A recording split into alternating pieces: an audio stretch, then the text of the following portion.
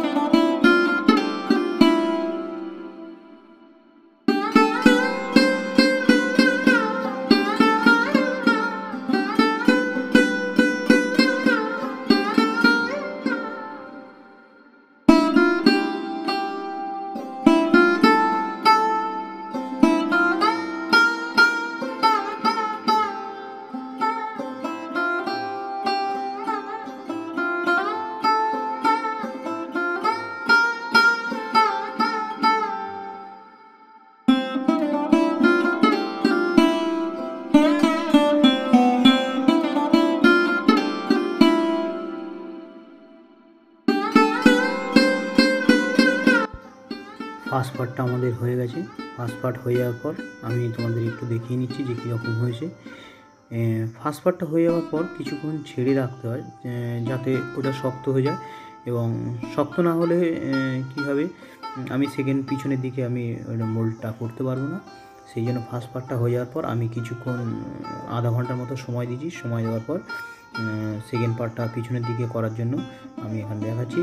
পিছন দিকে লাঠি দিয়ে সাপোর্ট দেওয়া ছিল এবং সেই সাপোর্টটা খুলে নেওয়ার পর পিঠের সঙ্গে আটকানো ছিল চুলের ওখানটা, সেটাকে আবার ভালো করে ফিনিশ করে নিয়ে আমি এখানে টিনগুলো এখানে লাগাচ্ছি। এবং টিন লাগানোর পর আমি এটাই কী করেছি, প্রথমের দিকে যে টিনগুলো লাগানো ছিল সেগুলোকে খুলে দিয়েছি।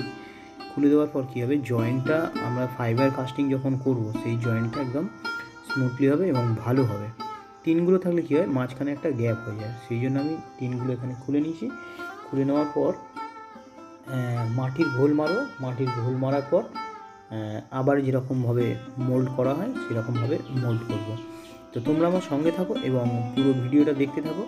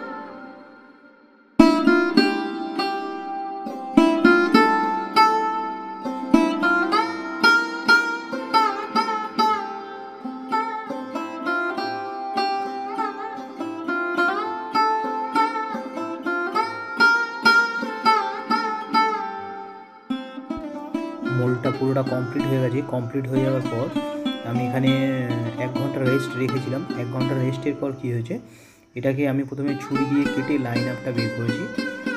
যে জায়গাগুলো আমি মাটির ঘোল মেরেছিলাম সেই লাইন আপটা বোঝার জন্য মাটির ঘোল ছুরি দিয়ে কেটে নিচ্ছি। কেটে নেওয়ার পর লাইন আপটা হয়ে যাওয়ার পর বাটালি এবং স্ক্রুড্রাইভার দিয়ে হালকা করে মাঝখানের বরাবর যে লাইন আপ ছিল সেই লাইন আপে চার দিয়েছি। চার দেওয়ার পর হালকা করে আমি এখানে জল দিয়ে সেটাকে লুজ করছি এবং লুজ করে নেওয়ার পর এটাকে এবার টেনে বের করব।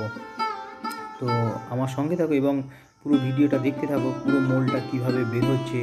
এবং যেহেতু এটা বড় মোল্ড, সেই জন্য একা করাটা বের করে রিলিজ করাটা খুবই কষ্টকর এবং সেই জন্য আমাদের বড়দা এখানে হেল্প করছে। এবং কীভাবে কী করছে তোমরা পুরোটাই দেখতে পাচ্ছ এবং পুরো প্রসেসটাই তোমরা দেখলে যে কীভাবে আমি মোল্ড এলাম, কীভাবে রিলিজ করলাম। তো আমার এই ভিডিও যদি ভালো লাগে বন্ধুদের সঙ্গে শেয়ার করে দিও। আর আমার এই ভিডিও পুরো ধৈর্য ধরে দেখার জন্য অসংখ্য ধন্যবাদ।